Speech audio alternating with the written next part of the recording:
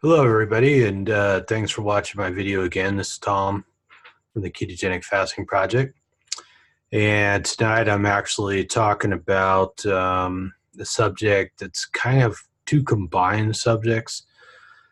It's kind of the combined subject of what people typically describe as evolution and the origins of man. We're going to figure out if you really are a monkey's uncle tonight, but not just a monkey's uncle, but maybe a fish monkey uncle. I'm just saying.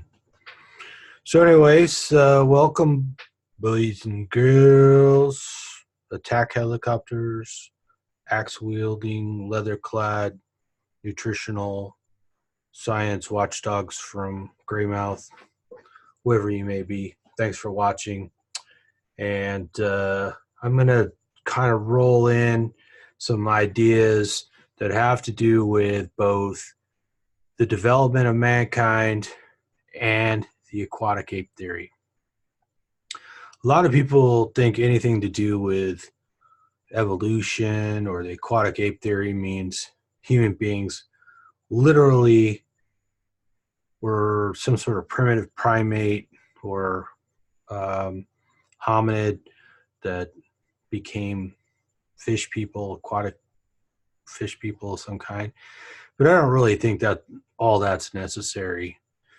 But why bring it up at all is because I think the whole concept of what modern human nutrition should be is tied into what human beings did in the past, what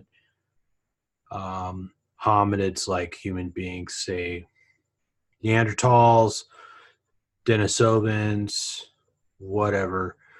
I think that our original food sources, the food sources facilitated our development, and we adapt. You know, everybody knows that if you have a population that lives in a very sunny area for a long time, they're going to get darker skin. They frequently get flatter noses. If you live in a really cold place, you get paler, you get bigger noses. If you're out fishing every day in cold water and you get the cold water on your head, you'll see very rapid changes in a single generation where like the opening in the ear canal starts to close up. There's bony growths that close off there. That's just adaptation to your environment. And I think rather than looking at everything as some sort of insult or injury to our preconceived notions, our religion, or whatever, we can simply look at evidence, solid evidence, evidence that might even rival the evidence for a flat earth, and say, oh yeah, it makes sense to eat meat. It makes sense to eat birds and fish and fat and joint tissue and everything else. But let me take a step back here and let's go to, let me share a slide here so that we can kind of dispel some of the misconceptions we might have had from our education before a lot of things were known, right? This is a screen grab from a video you can watch on YouTube. It's Ancient Voices Tracking the First Americans BBC documentary. So you can watch this on YouTube for yourself, but basically it shows the Bering Land Strait or Bering Land Bridge. One of those things made famous by everybody's favorite Alaskan governor, Sarah Palin. And the original theory was that mankind came across from Eurasia, across this area, either because there was ice that they could walk on or the sea levels were low enough that enough land was exposed, or a combination thereof, depending on what source you read. And it was plausible and it made sense. But the problem is that there's no evidence on the other side that the people that populated the Americas came this way. And most of that evidence, you know, was based on things like stone tools and stuff. But now we have lots of genetic evidence. So, anyways, we all kind of learned this sort of thing in school. It's probably still in textbooks, but it's really kind of fallen apart. And I think one of the biggest things was once the Soviet Union kind of dissolved, the Iron Curtain came down, and the scientists got to talk to each other. The people in that part of the world, like, yeah, there's no evidence for the Clovis people coming from here.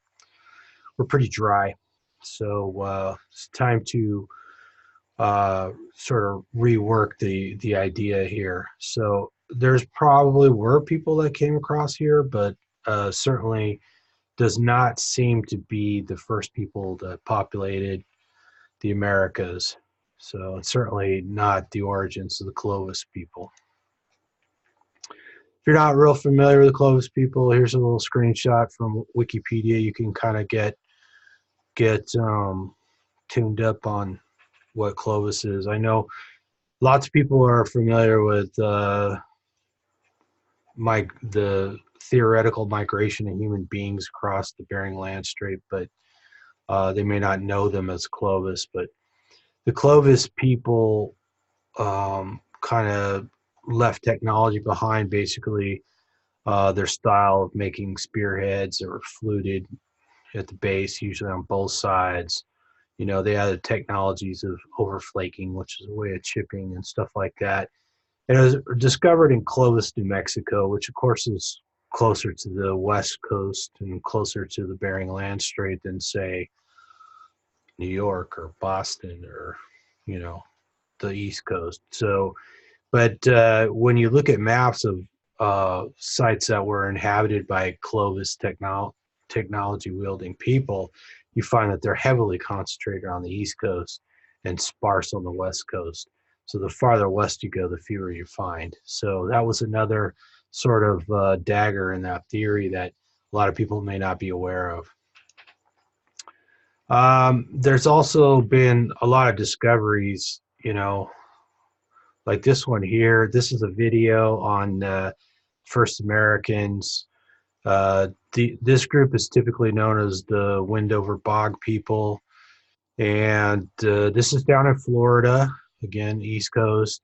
And the Wendover Bog people they're basically human remains that were preserved in a bog. They were essentially entombed or buried in a bog, and the bog happened to preserve them and preserve their DNA too. So they're easily dated. I say easily in relative terms. I'm not I'm not an archaeologist. I'm not a I'm not a scientist who studies this. I'm just a consumer of the information, as it were. But the Wendover Bog people were originally discovered in the 80s when they're clearing land for development.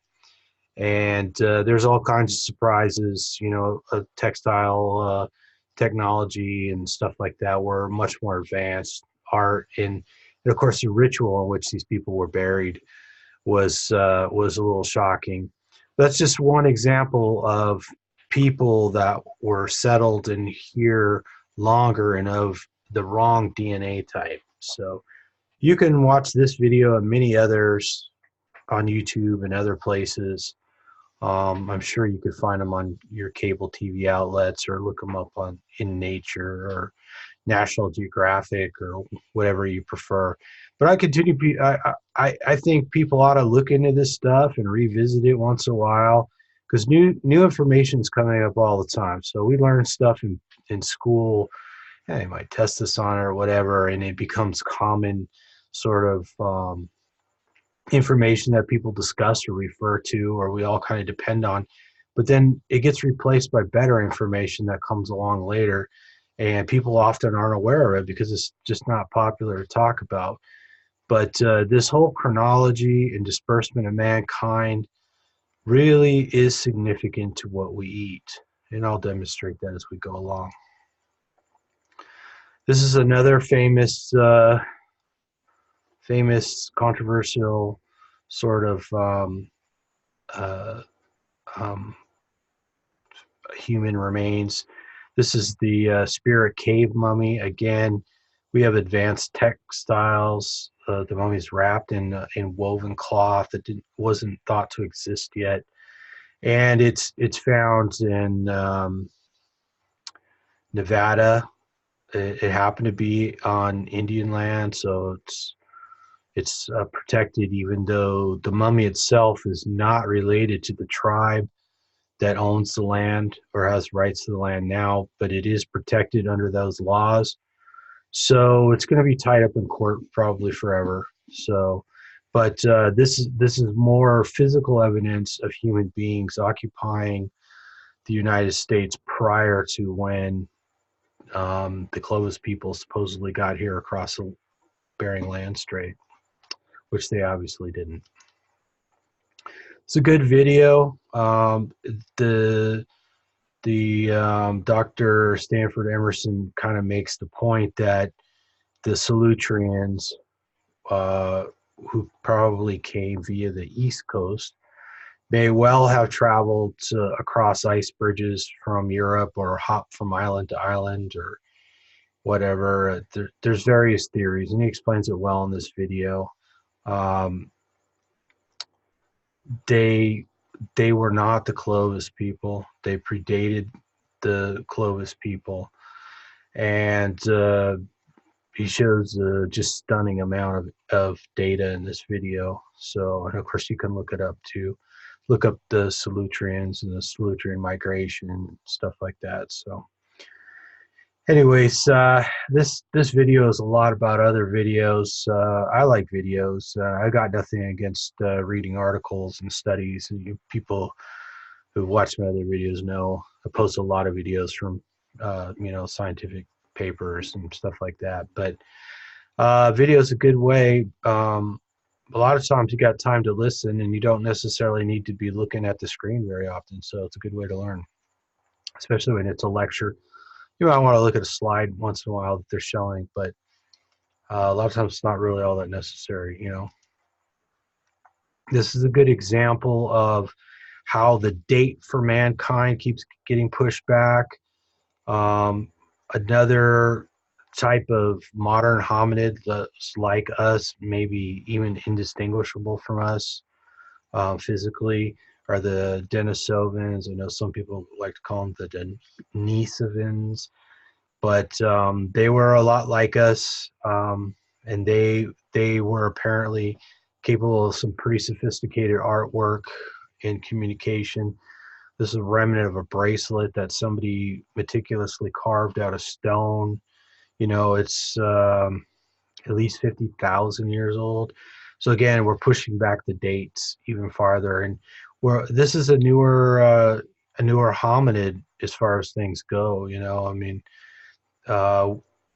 they're they are probably best known because their genes, some of their genes still exist in the form of uh, what is known as an adaptation that allows people like the Sherpa.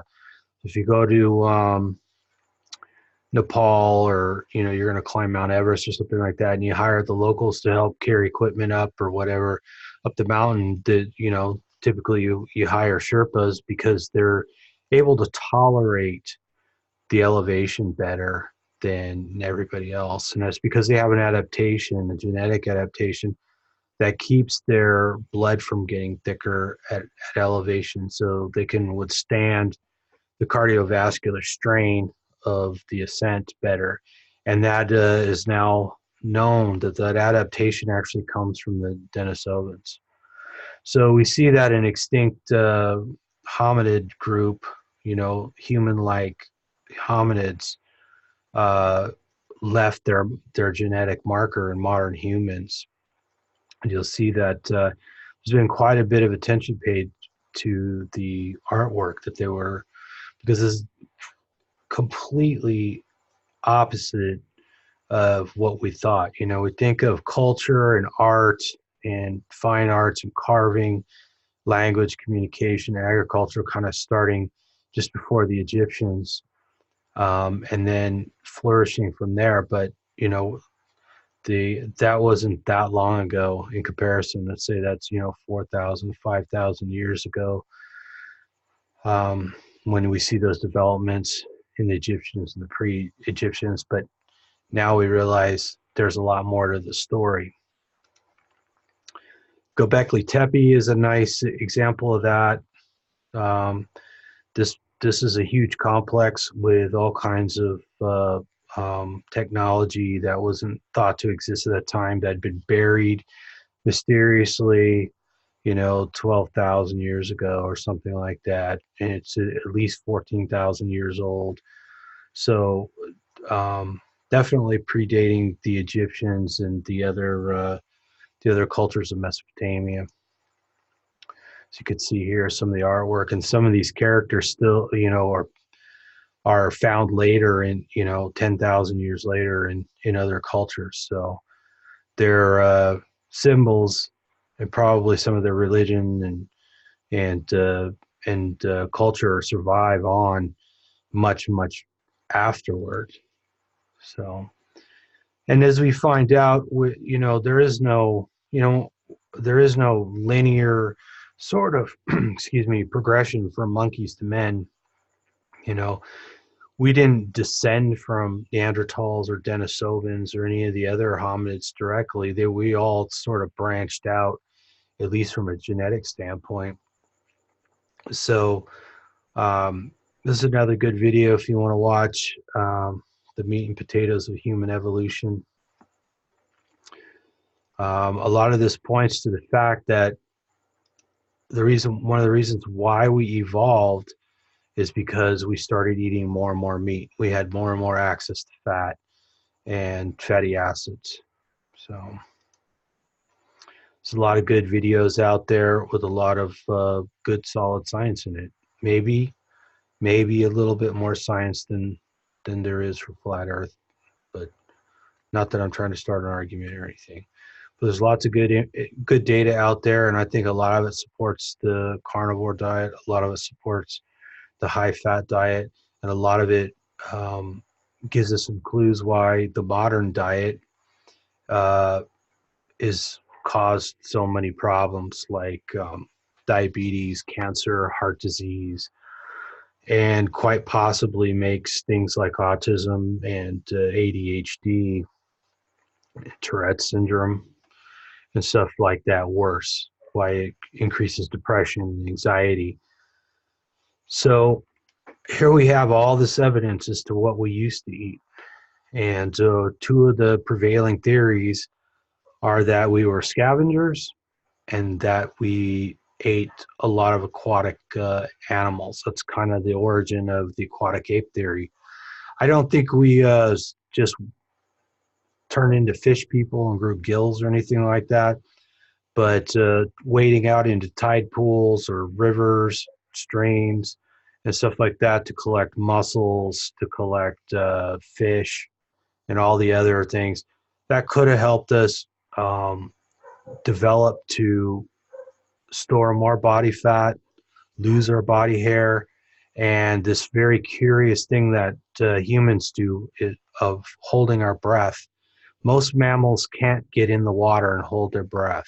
So most mammals haven't developed a mechanism where they can say, oh, I'm going to go underwater, I'm going to hold my breath now. So obviously that doesn't include, whales and dolphins, but as far as land mammals go, it's a pretty unique skill. And it could very well be. I mean, if you look around the world, if you look at something like the salmon run in Alaska, and there's other salmon runs, and then, even here where I live, we have a little fish called a grunion that runs. It comes up the beach and lays its eggs and stuff like that. That would have been a good food source. And as you got braver and braver, if you ever seen the movie The Magic Pill, you see these kids in Australia just run out at lunchtime from school. They're diving in the water, coming up with lobsters. Their friends are building fires on the beach, and they don't think anything of it. It's just good eats. They run out there and grab some lobsters, cook it for lunch, go back to class, and that's a hell of a lunch if you ask me. But I don't think it's too crazy to think that human beings just adapted to going into the water, and that changed our physiology to some extent, whether it be holding the breath, losing body hair, being able to accumulate body fat. I mean, body fat can keep you warm, and of course it's a adaptation that helps you get through lean times where you fast and whatever. But also, I think we were scavengers. So, if you ever seen that video, I have it coming up here of the guys stealing meat from the lions. But not only that, a lot of times animals kill other animals and they don't eat the whole thing. In fact, they frequently leave a lot of muscle tissue behind. We know for a fact that human beings have been crushing bones and eating the marrow for a very long time. So it's not uncommon for there to be a kill, and animals don't stick around to eat the marrow out of the bones. They don't crush the bones, but human beings have been picking up rocks and smashing bones and eating the marrow for a long time. And that also gives us access to the brain. There's not a lot of animals that will crush the skull open and eat the brain. Hyenas are often cited as one of the few animals that has a jaw that's powerful enough to crush the skull so they can eat the brain. But, you know, human beings just pick up rocks and do it. There's this weird sort of faux sort of concept of why humans are actually vegetarians and should be vegans, is that we don't have the right digestive tract, yet we have a stomach that's one of the most acidic stomachs in nature, and it's typically only found in scavengers, and yet we're still have a more acidic stomach than most scavengers. And then we have a relatively compact digestive system that has a very tiny cecum. Whereas, larger primates like gorillas, they spend a lot of their day just chewing on twigs and leaves, and they have to ferment that, and that fermentation creates fatty acids. Whereas human beings or canines, we just eat meat, and we extract the fatty acids from the meat. And in fact, we have a shortcut in our digestive tract. So the really highly nutritious meat mostly gets absorbed in the small intestine, and some of those fatty acids have a pathway right to the brain. And then even chimpanzees and monkeys that eat fruit, they still spend a longer period of time every day having to eat, because their food is not as nutritionally dense. And of course, you see cows and horses and stuff like that. They're out there munching on stuff all the time, sheep and stuff like that. And some of them, they have multi-chambered stomachs and stuff like that, and they have to regurgitate and chew it again to get more nutrients out of it. And a lot of primates, they actually have to eat their feces to get more nutrients out of the food that they didn't get on the first pass. And that's just, human beings don't have to do that, because human beings adapted to eat things like bone marrow, muscle meat, organ meat, lots of fat. So sorry about that. Even here, see this article about Neanderthals mostly eating meat and not so much on the plants. Neanderthal culture apparently was quite a bit more developed than we thought. They actually had larger brains than us. Some of the other hominids, human hominids, had larger brain cavities than we do. And as time goes by, I only suspect that we'll find out that their culture and behavior was more complex, their ability to communicate, stuff like that. It was originally thought that Neanderthals weren't able to speak, but I do believe that that theory has now changed. So they had elaborate burial rituals and stuff like that. And it was pretty clear that humans, Neanderthals, we all ate each other. We ate other humans, we ate Neanderthals. But I'm not on board with this theory that the only reason why all the other hominids aren't here is because humans were killed them off, or were so greedy and stole all the resources or whatever it is. You always hear this from people who believe that human beings are evil, they're bad, they're whatever. And it's just like blaming everything on the American diet or the standard American diet. The diet was in decline before Coca-Cola. The heart attacks were happening before everybody was eating processed white bread, and we certainly didn't invent bread. We certainly didn't invent sugar. In the United States, is it bad? Is that kind of food cheap and available everywhere? And is it exported everywhere? Absolutely. But I think it does a disservice to say that to base every discussion on the fact that human beings are bad, and it's the standard American diet that's ruining everybody's health. Because that's a little short-sighted, because the evidence for the evolution of the diet goes back well before the United States.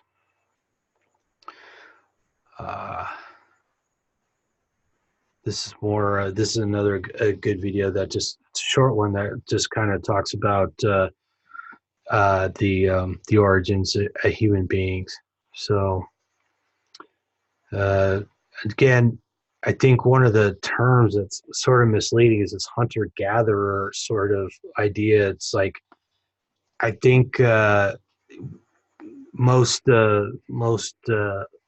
groups of people were hunter-gatherers, but I think so much emphasis in the past has been put on gathering that it's given people the impression that we were walking around grabbing plants all day. There was just tubers everywhere. We're just digging up potatoes or whatever everywhere, picking berries, all those. I don't really think that's the case. I mean, if you live near the shore, you could gather up, 1,500 calories worth of mussels off the rocks in an hour easily, which is a pretty good sum. I don't think you're going to be able to walk around and find vegetation on that level. This is a video. It's a short video about Elaine Morgan talking about the aquatic ape theory. I know I posted this in some Facebook groups, and people are pretty skeptical.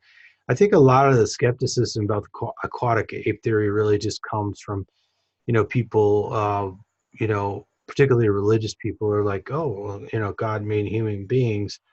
I mean, I look at it and I go, well, it doesn't really say exactly how he made us, or how we were created, so I don't know. I think for most people that's not a real issue, but I also think that there's a big difference between imagining that we were, some sort of primate that turned into fish, and then we came back on land and turned into people. I think that's kind of where people kind of get the wrong idea. I think it's just that we learn to eat food from the water, like I said, rivers and tide pools, and diving for lobsters, whatever, eating mussels off the rocks, catching fish.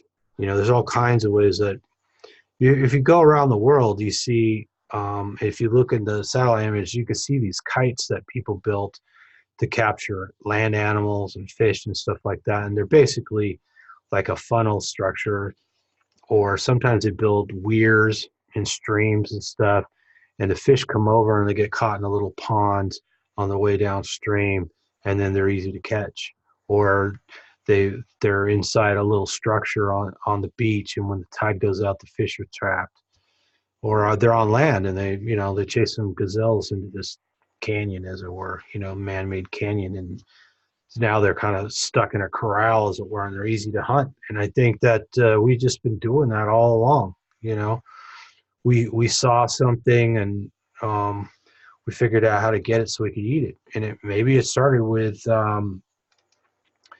sorry about that. Maybe it started with eating carcasses left by other animals. I mean, can you imagine you live along the coast and a whale washes up on shore? You could mac on that whale for a long time, depending on how big it is, really.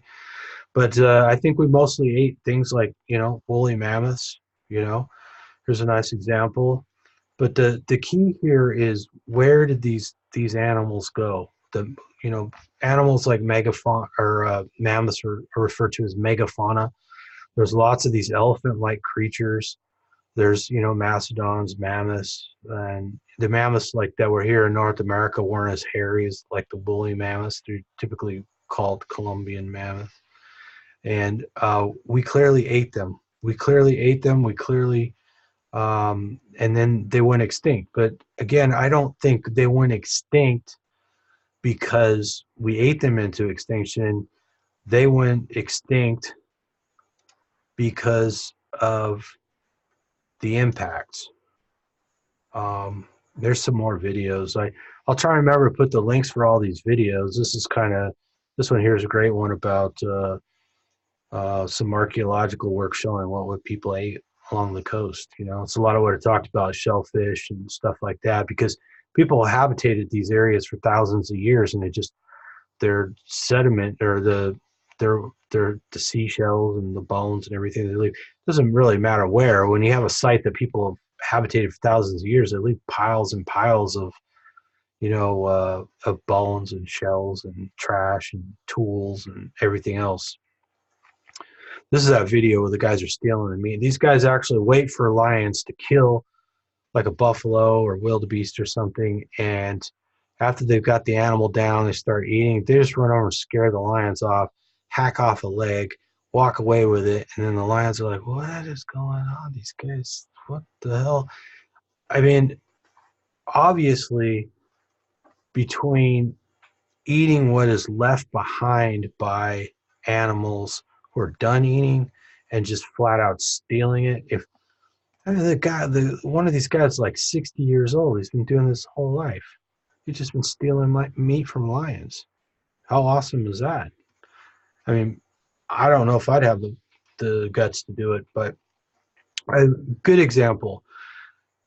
Most people probably live where there's coyotes because they live everywhere now. But a coyote killed a pet cat, not my cat. Somebody, I don't know, some neighbor of mine. I don't know who owned the cat. Killed the cat in my front yard. I walk out to go to work the other morning. Here's his dead cat in my front yard. Good size pet cat. The coyotes just ate the organs, right? Just the midsection. I have the somewhat graphic photograph. Somebody just absolutely needs to see some evidence. But they basically ate out the abdomen.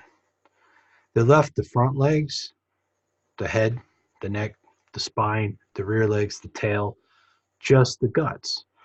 Now imagine,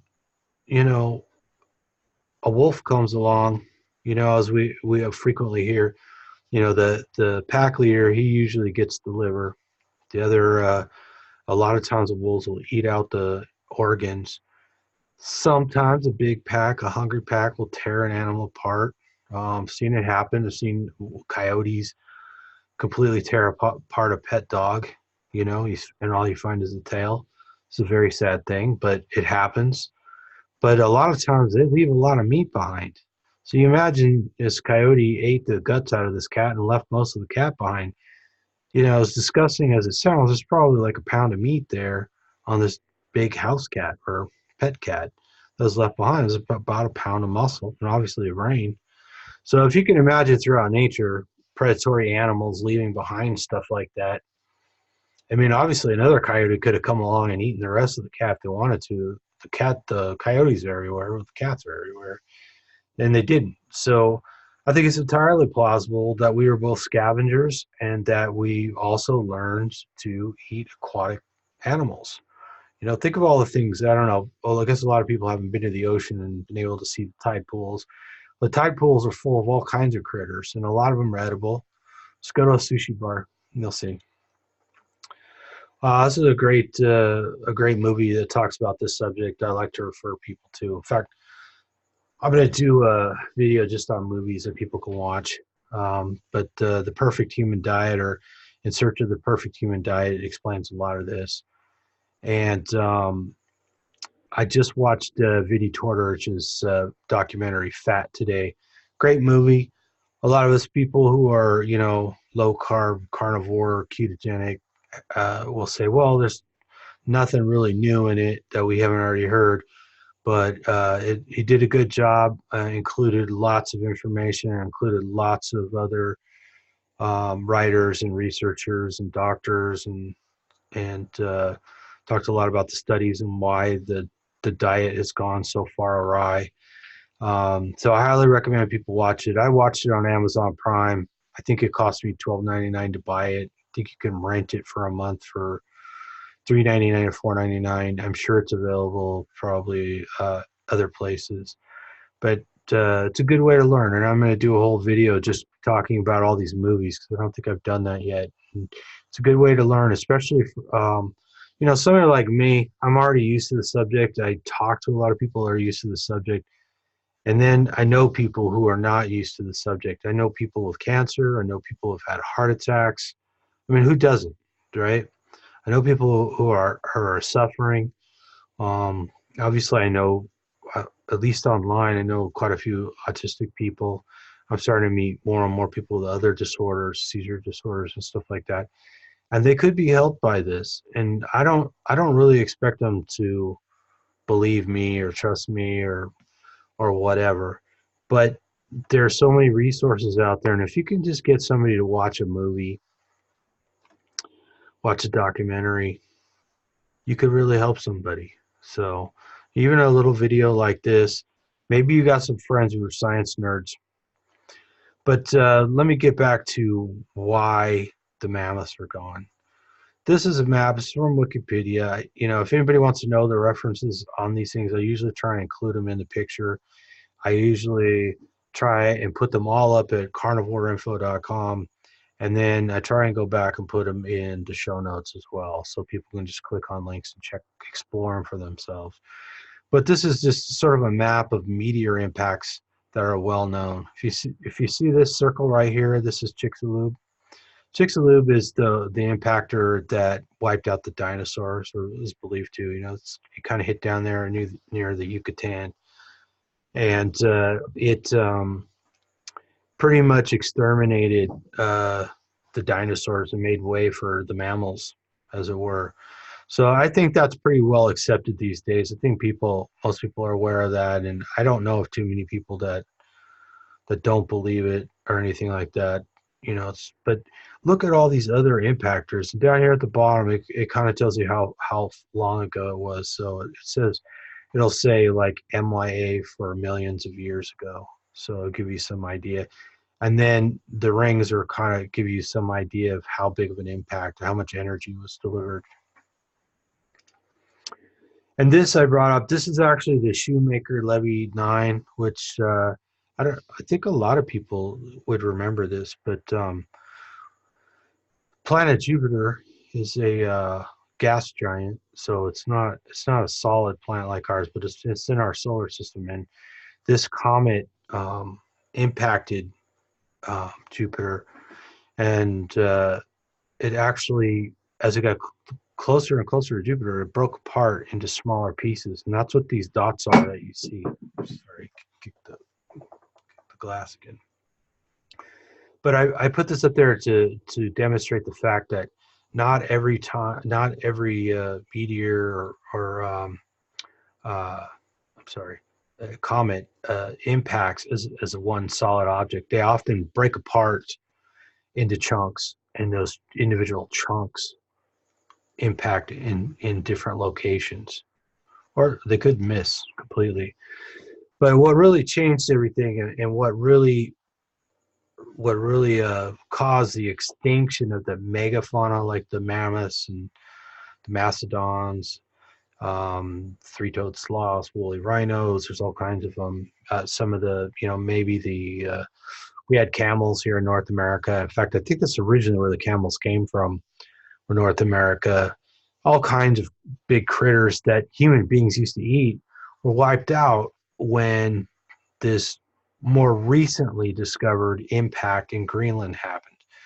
Now, the crater is actually under the Greenland ice, but it was a massive impact, drastically changed climate, and that's what led to the extinction. Again, I've heard the extinction of a lot of these large mammals attributed to human beings killing them off, but I think it's far more plausible and far more scientific at this point to say that it was a meteor impact. So here's some good videos you can watch on the subject, and it's not till after.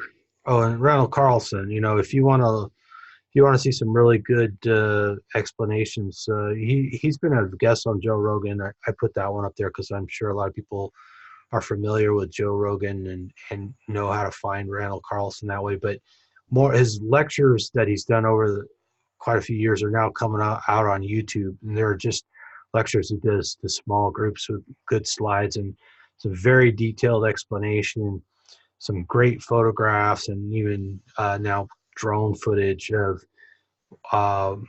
floods and impacts and geologic formations and stuff like that. So if you're into that kind of thing, I highly recommend checking out that content. But of course, he's just one source of many. So, but he's a very good lecturer. He's very good at explaining things. So you don't have to be all nerdy and scientific to understand what he's saying, because he does a very good job of breaking it down. So why is it important? Well, I think up until the impact on the Greenland ice sheet, we ate these megafauna. I think they were relatively easy for us to hunt. They were a long lasting food supply, especially in cold climates. You know, meat can last a long time where it's cold. It can be dried. It can be smoked.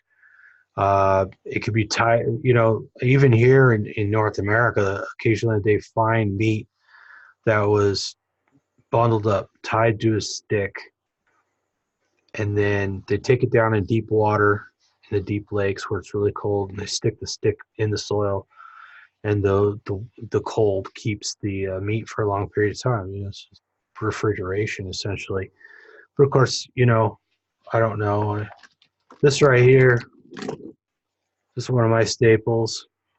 This is a piece of this sirloin tip steak. Just put it in the dehydrator. It's also one of Trixie's favorite foods. Trixie's my dog that I did the one video with. All the dogs love the jerky. So, you know, drying meat, smoking meat. And then, of course, I did a video on pemmican. You know, it's a way of preserving meat, you know, potted meat, stuff like that. You could have meat for a long period of time. And then one of the interesting things about bone marrow, this bone marrow lasts inside a sealed bone for a very long time. So you could come across a carcass, or you could wait to eat the bone marrow last, because as long as it stays sealed in the bone, it won't spoil for quite a while, months, in fact. So that's a good thing to know. Human beings had all that meat available, but then this Greenland impact comes along. There's probably a very long period of cold, you know, and a lot of vegetation probably starts to die back. And we know that this impact happened. They find the crater. It could be measured. You know, the gravitational disturbance from the crater can be measured. The depth of the ice can be measured. Then there's the black mat where ash, everything was ejected out and landed. And then of course all the rare elements, because like things like iridium are very dense, and when the planet Earth was still molten and forming, a lot of the really dense dense metals or minerals, they sink into the core when things are molten because they're very heavy. They're at they're pulled inward in the gravitational force, and then the Earth crusts over and they're trapped down in there. So when you have an impact from a meteor, those rare elements that are normally trapped more or less in the core of the Earth oftentimes get spread out over the surface during the impact. And of course, you hit something icy, you're going to blow up a lot of water into the air. You know, the kinetic energy of these impacts heats up the water and turns it into steam and throws chunks of ice everywhere. And in this case, it's very likely that some of those broken pieces of the impactor meteor traveled onward past Greenland south into, and may have well created the Carolina Bays. So anyways, there's lots of great videos out there, and a lot has been written about it. But it's not till after this time that people really start kicking agriculture into high gear. And I think that's because the food source had been impaired, and people were looking for ways to ensure their survival by developing agriculture. Before that, there was so few people and so much megafauna just walking around eating grass and trees and stuff like that, that they really didn't need to worry about agriculture because there was food everywhere. So I think that's one of the significant things that kind of sets up the timing for us. And so anyways, somewhere between being scavengers and learning to hunt megafauna and eating from tide pools and streams and rivers, and learning to dive into the ocean and learning to fish and stuff like that. I think that's how we became who we are, and that's why we evolved. That's why we have a brain that can take up so much of our energy and require a great deal of fat in, things like omega-3 fatty acid, omega-6 fatty acid, and even extra iodine and zinc and stuff like that, is because those food sources are rich in it. And part of the reason why I believe that being a carnivore or having a meat heavy diet tends to be the healthier diet for a lot of people. So anyways, I'm pretty sure we are somebody's monkey's uncle, and we're probably somebody's fish's uncle in some sort of silly way. But anyways, thank you again for watching my video, and I appreciate all the support I can get. And, hopefully you can share this video with other people, and please subscribe to the channel, and leave some comments. Let me know how I can make better videos, and come visit us on Facebook too, or go check out carnivoreinfo.com. Thank you very much.